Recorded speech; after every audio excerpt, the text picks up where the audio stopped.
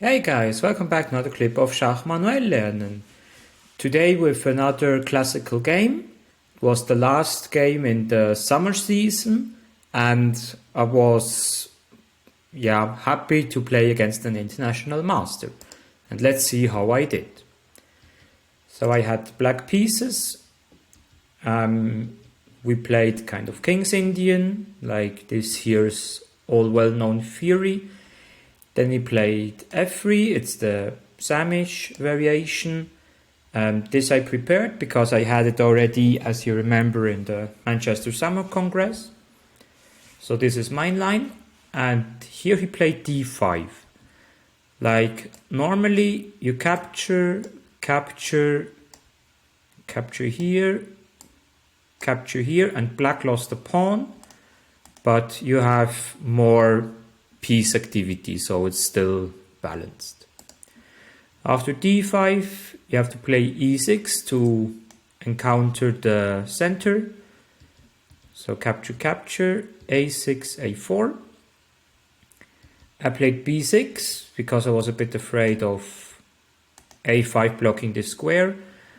With the engine analyzing, it says, yeah, it's not really a problem if you play it like that, because you gain time and you can still play something like this, for instance.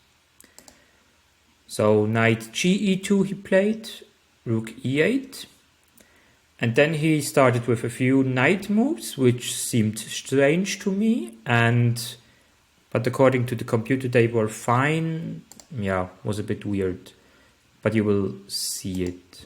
Knight f4, knight d e7, knight e5, knight f2. So he played 4 consecutive knight moves, and yeah, I guess I never saw that in my games, but apparently the knight here is doing well, but the position is quite balanced.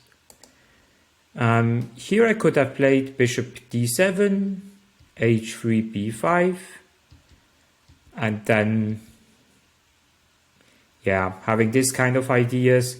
This here was really hard to see, to sacrifice the piece in order to attack here afterwards. It's kind of impossible to see, at least on my level. That's why I played rook b8, bishop e2, queen d7.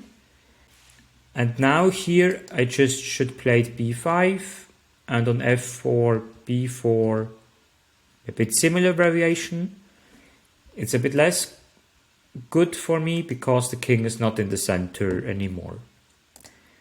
I decided to play h5, h3 and then b5, but this is slightly worse for me.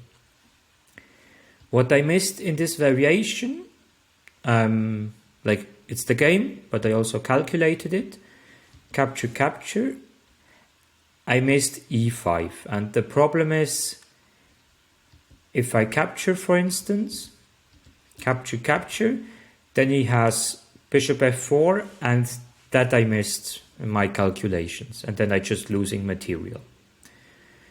So after e5, I went deep inside me and thought about some time, because it was really critical moment.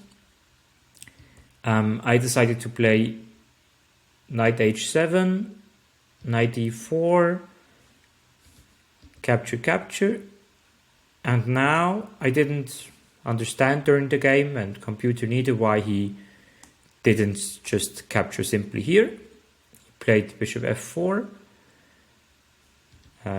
check, king h1, rook b6, a4, and here was my chance of going into a winning position with black.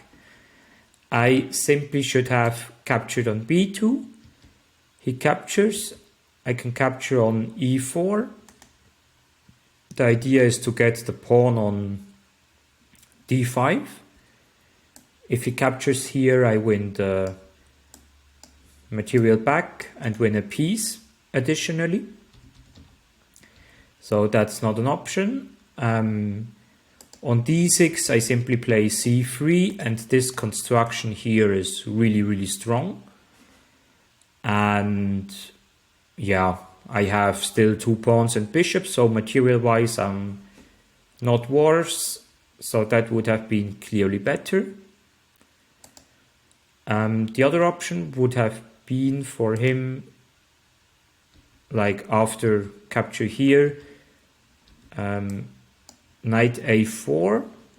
If I capture there, he captures, queen f5, and he can capture here, but then I capture here.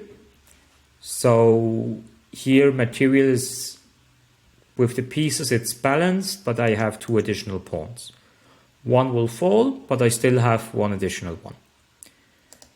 And yeah, this here is last option. So here was really the moment with rook b2 I could have gone into a winning position. But unfortunately I missed it. Played rook b3 instead, which is a mistake. Now we can just capture here. The difference is, if I capture here, he has to do something with his queen. So capture, capture, capture there. And now I have a pawn and a bishop against the rook, which is material-wise less good.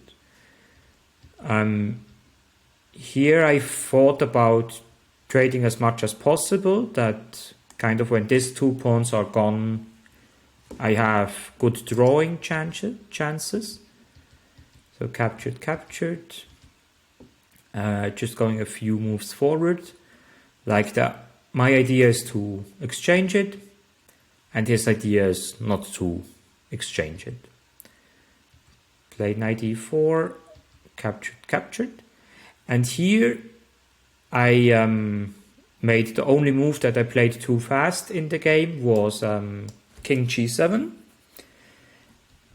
The problem is I should have put the pawn on h4. I realized it after he played h4. I block his pawns on the white squares, and I have the white square bishop. So if you play something like that in the future, I can always trade the pawns, and then these 2 are connected, so the draw's chance is much higher. Possible variation would have been king f2 and then g5, and then really waiting with the king always here. And yeah, his only winning chance is if he bring this there, but it's unreachable for now. So that are a variation that I analyzed, but this is close to draw. If he plays h4, now my pawns are on white, so I will never be able to attack his pawn.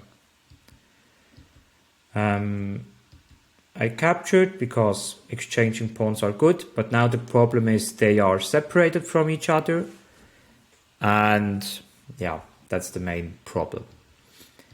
Then the end game, yeah, is kind of tough to explain, especially for the players. They are not really well experienced in endgame. I just have to protect with the king this pawn, more or less. But at the same time, I have to be aware that he can't bring his king here, and making this trade of rook against this 2 with an active king. So the king activity is really important here.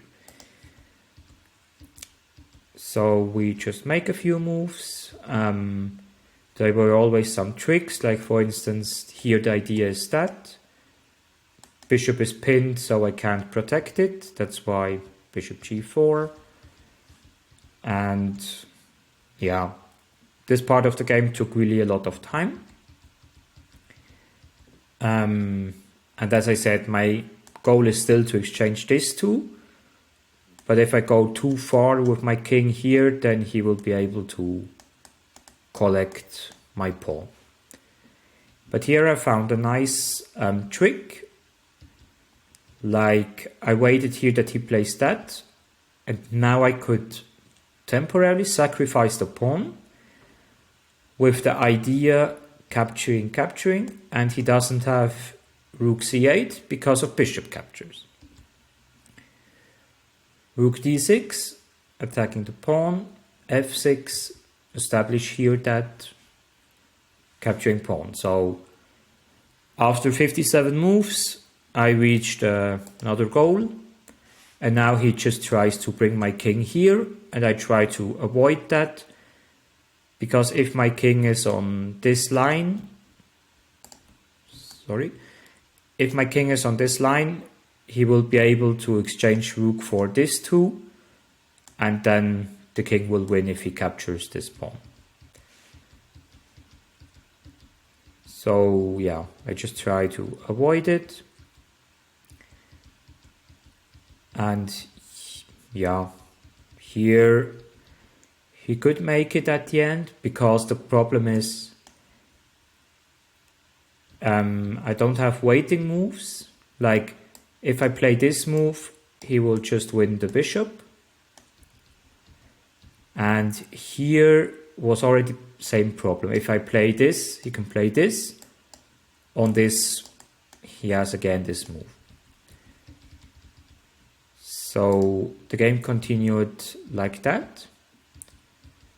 And then computer said it's completely lost, but I still thought it's kind of a draw at some point. Maybe this one would have been better. It's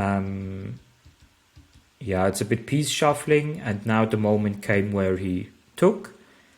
And now the problem is my king is too far away from this pawn. So I tried to run. Here, be aware this is a draw, because I can slip in on time. And if he would have played this, and king, for instance, this is a well-known draw, because it's a pawn on the A and H file.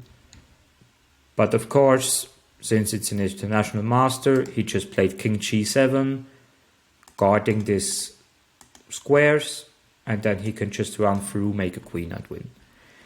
So it was a really harsh defeat for me after 86 move and 5.5 hours. I had my chances, especially with capturing here on b2. But after opening, I was happy with the position I reached against an international master. And now let's switch quickly to the state, like to the results, to the table. Here it was, we were playing that we not get down promoted.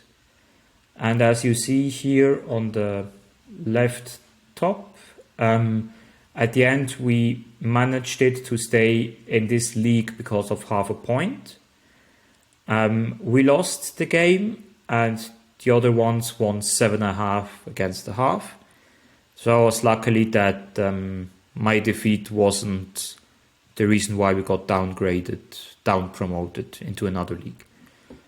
And with this sayings, I thank you very much for watching my videos.